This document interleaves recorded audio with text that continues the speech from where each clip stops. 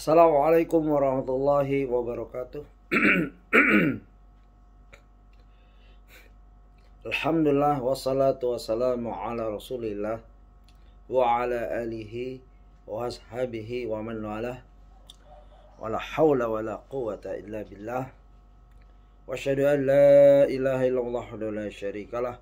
Wa asyhadu anna Muhammadan abduhu wa rasuluh. Ya ayyuhalladzina amanu taqullaha haqqa tuqatih wa la tamutunna illa wa antum muslimun. Amma ba'd. Ihwafillah, saudara saudari yang mengikuti kajian online, yaitu kajian yang ke 35 dari buku Sirah Nabawiyah susunan Al-Ustadz Dr. Firanda Dirja LCMA Hafizahullah. Kita sampai pada halaman ke 326, pertengahan halaman,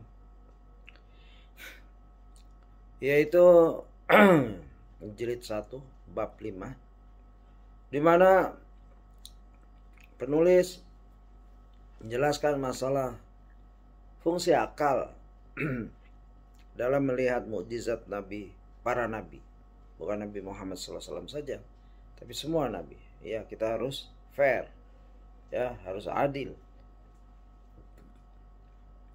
Dan dari sini seharusnya, ya, beliau melanjutkan di sini sedikit. Dari sini seharusnya kita menyadari batasan akal kita. Janganlah kita bermalas-malasan dengan tidak menggunakannya sama sekali, dan jangan pula kita memaksanya menerjang batasan yang telah ditentukan oleh Sang Pencipta, ya, padanya. Barang siapa yang ingin menembus batasan-batasan akal dengan akalnya, maka sejatinya dia adalah orang yang paling tidak berakal. Ya, ingin menembus batasan akal dengan akalnya, ya, ingin mengetahui yang gaib dan lain-lain, ya sudah, tidak mampu dia, ya. Itu orang yang paling tidak berakal. Ingin mengetahui roh sampai sedemikian rupa dan lain-lain.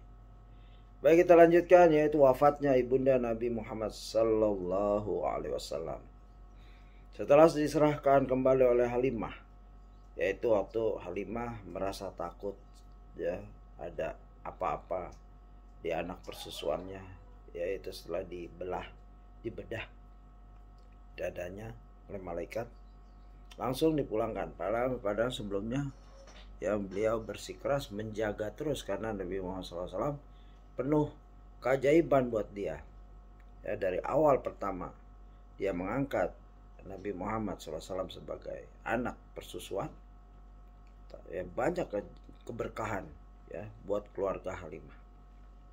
Setelah diserahkan kembali oleh Halimah, Muhammad SAW kecil pun dirawat oleh ibunya sendiri dari umur 4 tahun sampai 6 tahun, artinya 2 tahun saja. Ketika beliau SAW berusia 6 tahun, sang ibu mengajak beliau SAW ke Madinah untuk menziarahi makam sang ayah. Telah berlalu penjelasan bahwa Abdullah, ayah Nabi SAW, meninggal di Madinah. Selain itu, sang ibu juga mengajak Muhammad SAW kecil ke Madinah untuk menemui paman-paman beliau dari Bani Najjar, karena ayah Abdul Muthalib, yaitu Hashim bin Abdul Manaf, menikah dengan Salmah bin Amr, seorang wanita Khazraj dari Bani Najjar. Jadi para khal, paman yang merupakan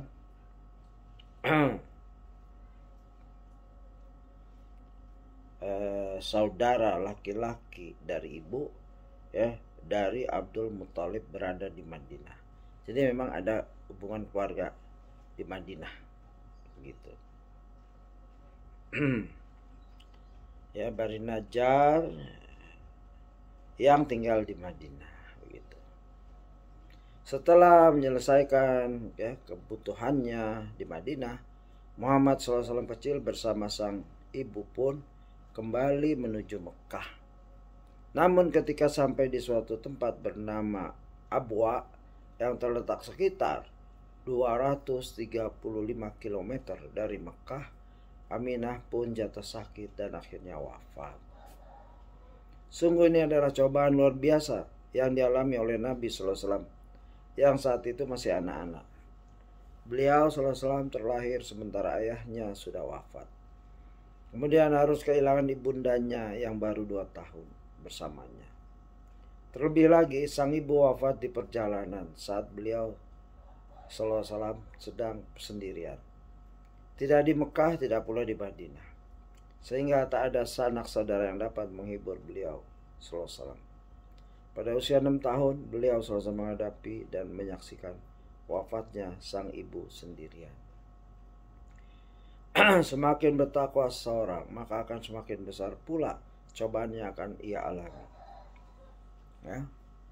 Tapi jangan takut ya. Cobaan itu insya Allah bisa kita lalui dengan pertolongan Allah. Allah memberi cobaan sesuai dengan kesanggupan kita. Artinya bukan, wah kalau gitu jangan bertakwa. Bukan begitu berpikir. Itu berpikirnya setan. Ya, tetap bertakwa. Setelah itu bertawakal pada Allah, pasti Allah mencoba sesuai dengan kemampuan keimanan kita. Ya, bersabar jika dicoba, begitu. Rasulullah sangat sabar. Ya, dan pasti ada hikmahnya di belakangnya. Ya. Semakin bertakwa seorang, maka akan makin besar pula cobaan yang akan ia alami. Dan jika diperhatikan ujian yang Allah Azza wa Jalla berikan kepada manusia yang paling bertakwa, yaitu Nabi Muhammad SAW, adalah ujian yang sangat berat ya kepada nabinya, karena tingkat ketakwaannya sangat-sangat tinggi. Allah memberi cobaan yang berat. Ketika ditanya tentang manusia yang paling berat cobaannya, Rasulullah SAW menjawab,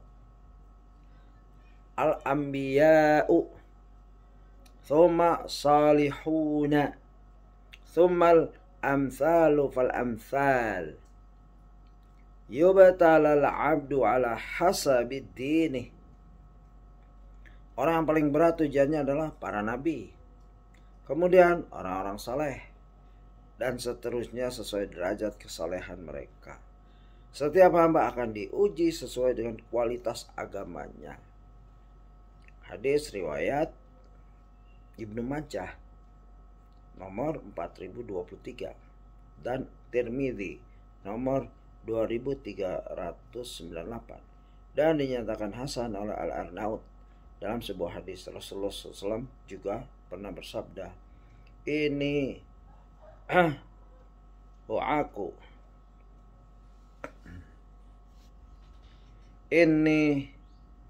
u'aku kama yu'aku rajulani minkum. Ya.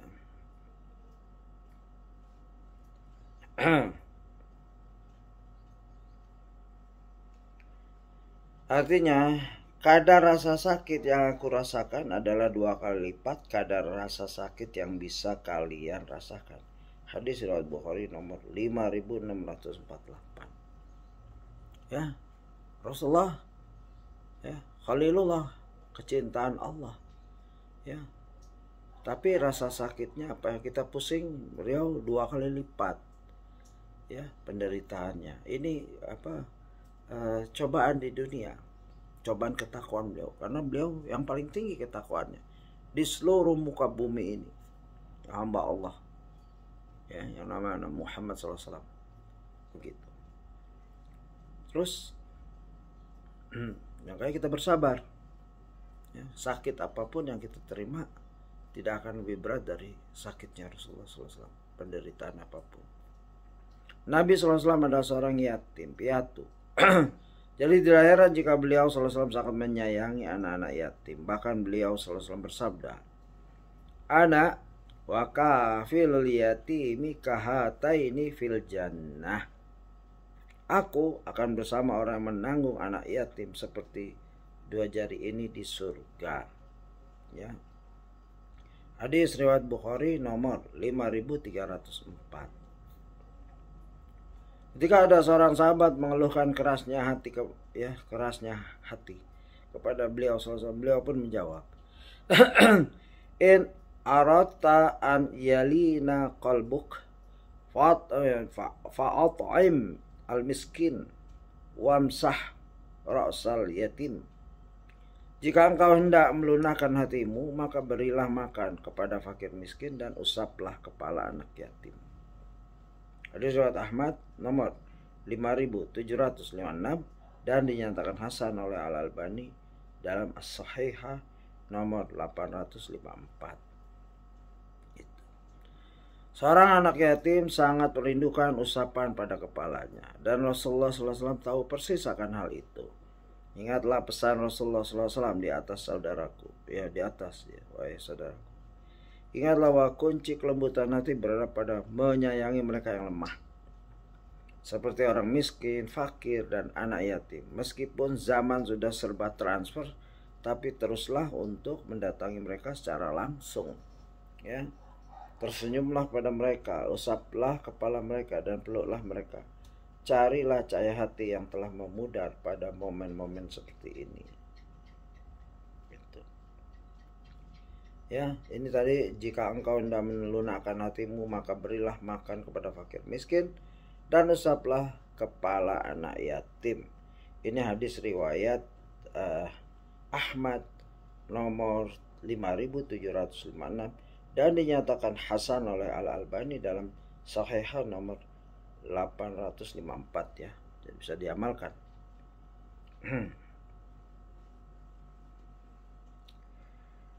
Di bawah asuhan sang kakek, setelah ibunya meninggal, Rasulullah SAW diasuh oleh kakeknya, sang kakek yang ia cintai. Setelah ibunda Nabi SAW meninggal dunia, Rasulullah SAW kemudian diasuh oleh kakeknya Abdul Muthalib yang sangat mencintainya. Ya, Abdul Muthalib sangat mencintai Nabi Muhammad SAW. Dikisahkan bahwa Abdul Muthalib memiliki sebuah permadani khusus di bawah naungan Ka'bah yang ia biasa duduk di atasnya.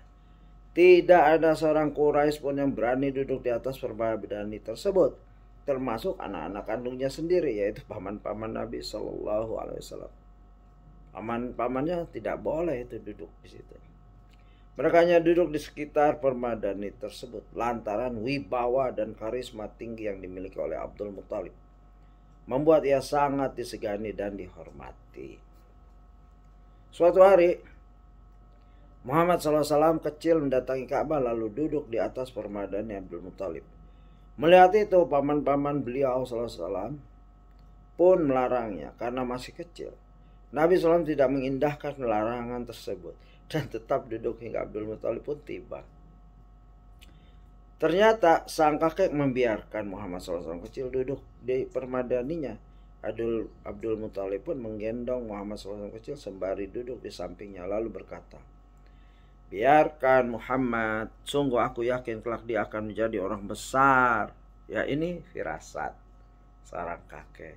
Ya, lihat Dalail An-Nubuwah karya Al-Baihaqi 1-404 dan Sirah Ibnu Hisham 168.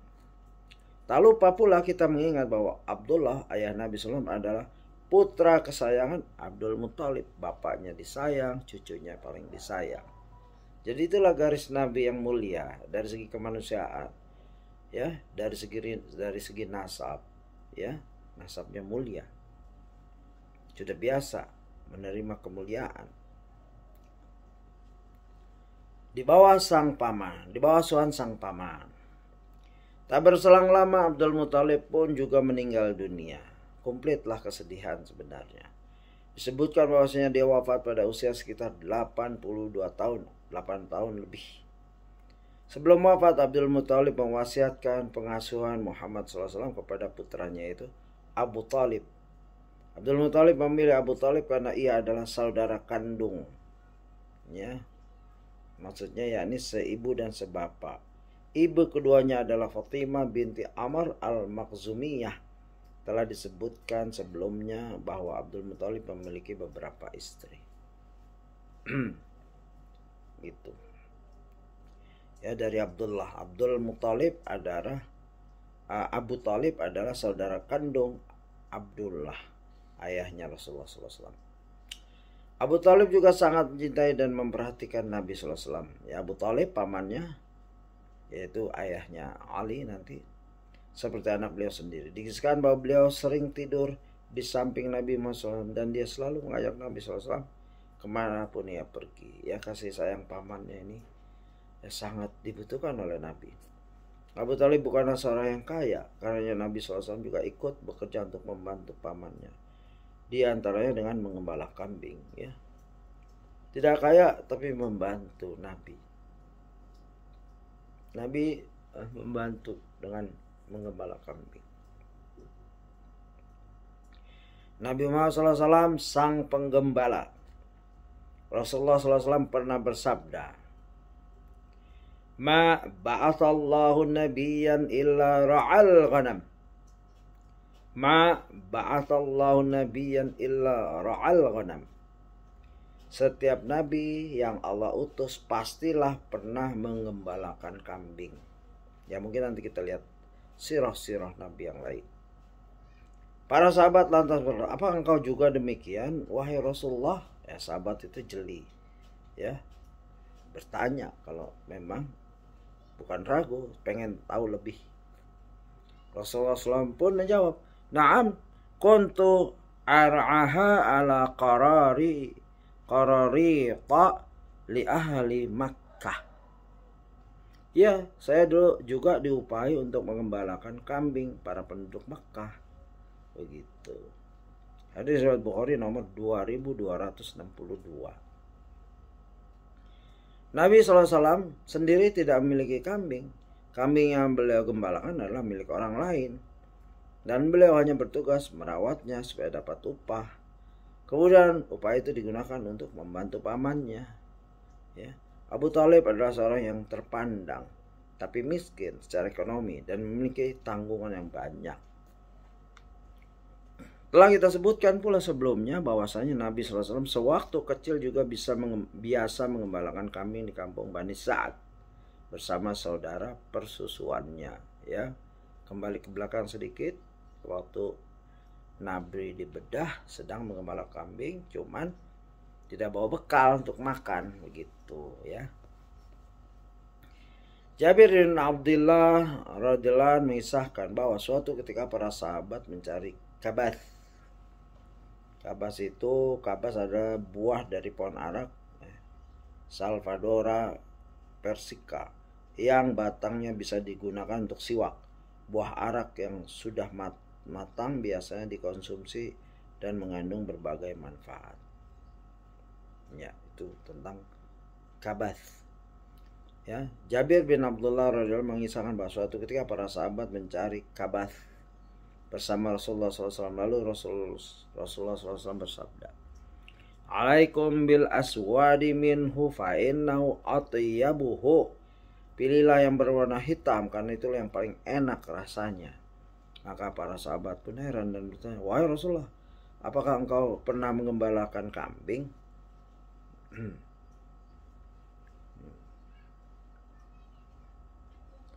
Rasulullah SAW pun menjawab, "Wahal min nabi illa wa qad ra'aha."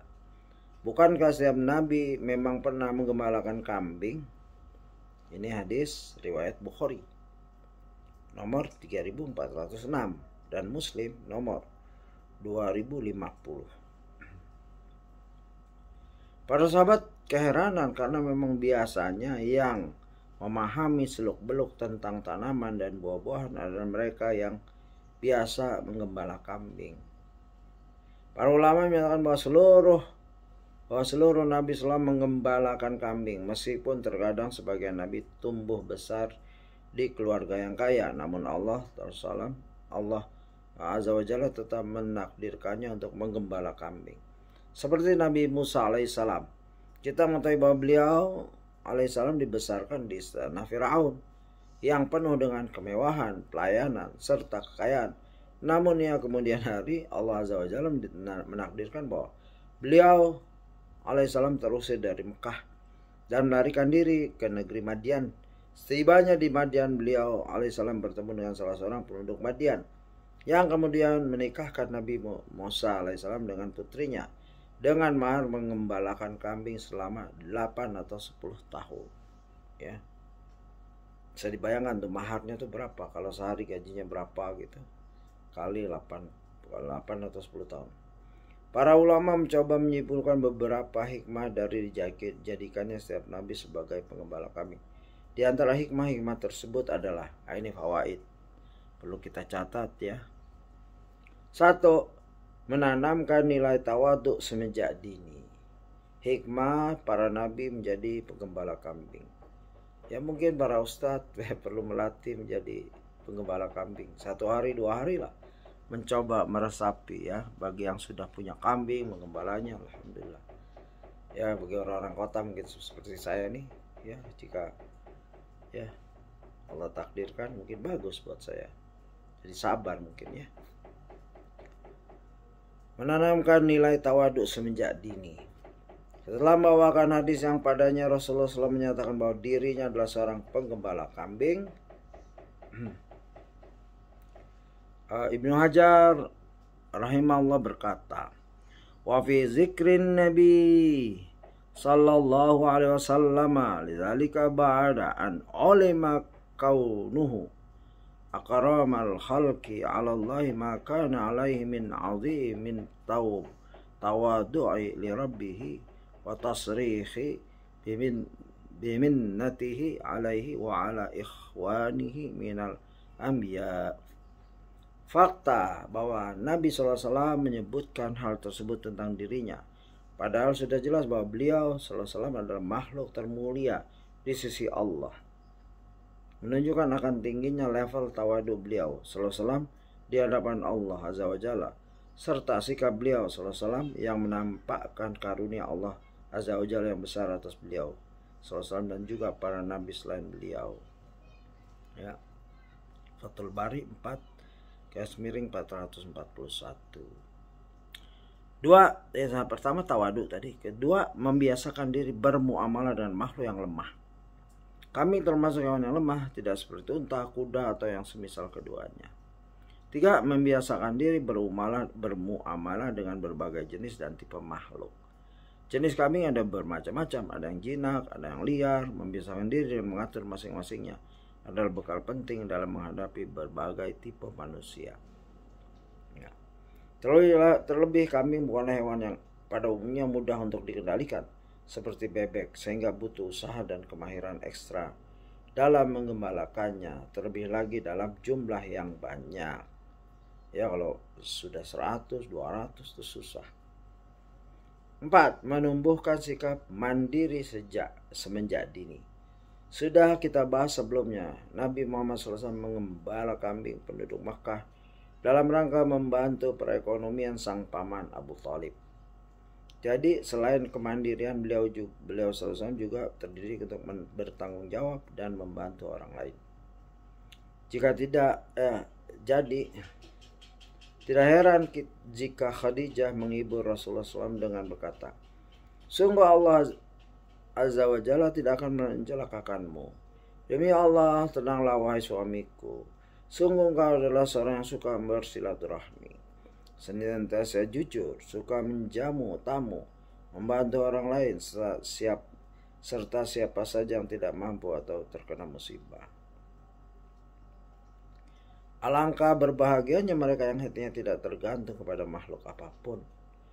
Alangkah tenangnya mereka yang senantiasa menjalani dan mengusahakan sebab, namun hati mereka hanya terkait dan bergantung kepada Allah Azza wa Jalla. Ini penting ya, bergantung pada Allah. Ya, jangan bergantung pada makhluk yang lemah, sama-sama lemah. Ya, pegangan kepada yang lemah. Orang lemah pegangan kepada yang lemah. Tapi kalau orang lemah, dia berpegang kepada Allah yang Maha Kuat, Maha Gagah, Maha Kaya, Maha Kasih, Maha Penyayang, Maha Pemberi. Ya, pasti orang lemah ini menjadi kuat. Begitu. Ibnu Hajar rahimahullah berkata, qala al-ulama'ul hikmatu fi ilhamil anbiya'i min ra'i al-ghanami qabla an-nubuwati an yahsula lahum tamarrunu bi ra'yiha ala ma yukallafunahu minal qiyami bi amri ummatihim wa li anna fi mukhalatatiha ma yuhassilu lahumul hilma wasyafaqata li annahum idza sabaru ala ra'yiha wa jam'iha ba'da tafarruqiha fil mar'a wa naqliha min masrahin illa masrahin wa daf'i aduwiha min sabu'in wa ghairihi kasariki wa alimu ikhtilafa tiba'aha wa shiddata tafarruqiha ma'a dha'fiha wa ihtiyajiha hilal mu'ahadati alifu min dzalika sabar. Ya, panjang nih penjelasan Ibnu Hajar. Alal ummah wa arafu ihtilafa tiba'aha wa tafaruta wa quliha wa jabaru kasraha wa rafaqu bida'ifiha wa ahsanu ta'ahadu laha fayakunu tahammuluhum limasyaqqati dzalika azhala mimma law kullaful qiyama bidzalika min awwali wahalatin lima yahsul lahu min at-tadriji ala dzalika bi ra'yil ghanami wa hussatil ghanamu bidzalika likauniha ad'afu min ghairiha wa li anna tafarruqaha aqsaru min tafarruqil ibili wa baqari li imkani dabtil ibili wal baqari bi rabti dunaha fil adatil ma'lufati wa ma'aqsariyati tafarruqiha fahiya asra'un qiyadan min ghairiha. Ibnu Hajar menjelaskan, para ulama menjelaskan bahwasanya hikmah dari dijadikannya para nabi sebagai penggembala kambing sebelum kenabian mereka adalah agar mereka terlatih untuk menunaikan segala yang dibebankan pada mereka terkait urusan umat mereka masing-masing.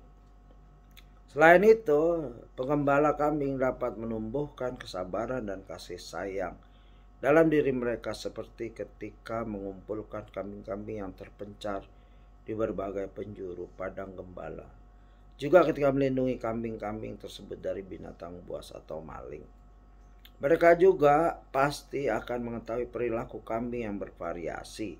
Juga bagaimana cepatnya kambing-kambing tersebut terpencar padahal mereka begitu lemah dalam melindungi diri. Serta bagaimana kambing-kambing tersebut sangat butuh untuk terus diperhatikan. Semua ini akan melatih para nabi untuk mampu bersabar dalam menghadapi umat dengan berbagai perangai, akal, serta kemampuan mereka dalam memahami. Mereka akan mampu menambal berbagai kekurangan yang ada pada mereka, bersikap lemah lembut kepada yang lemah di antara mereka, serta mampu memaksimalkan perhatian kepada mereka. Sehingga tugas para nabi pun terasa lebih ringan. Berbeda jika seandainya secara tiba-tiba mereka langsung dibebani untuk mengurusi umat tanpa ada tahapan-tahapan awal yang mereka lalui, seperti pengamalan mengembalakan kambing. Dan mengapa harus kambing? Karena kambing adalah hewan ternak paling lemah, paling mudah terpencar kawanannya, serta ia tidaklah digembalakan dengan diikat. Berbeda dengan unta dan sapi. Namun meskipun kambing sering terpencar, mereka lebih mudah untuk diatur dibandingkan unta dan sapi. Itu Fathul Bari 441. Yaitu hikmah dari Rasulullah mengembala kambing dulu sebelum jadi nabi. Ibnu Hajar rahimahullah juga berkata, qalu wal hikmatu fi ri'ayatil anbiya'i salawatu alaihi wasallamuhu alaihim laha liyakhuzu anfusahum bitawadu'i wa tasfa qulubuhum bil khalwati wa yataraqqaw min siyasatiha bin nasihati ila siyasati ummihim bil hidayati wasyafaqah.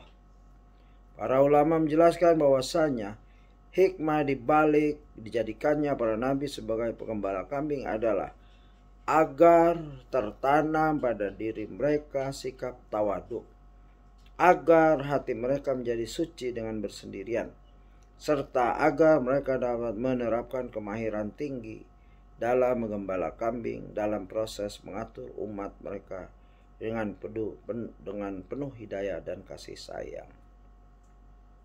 Fathul Bari 14 garis miring 6. Ya, betapa banyak hikmah yang ulama bisa ambil dari kegiatan Rasulullah menggembala kambing. Ya, kita cukupkan dulu, nanti insya Allah kita lanjutkan di kajian 36, yaitu masih masalah gembala kambing di halaman 337. Demikian, subhanakallahumma wa bihamdika asyhadu an la ilaha illa anta astaghfiruka wa atubu ilaik. Assalamualaikum warahmatullahi wabarakatuh.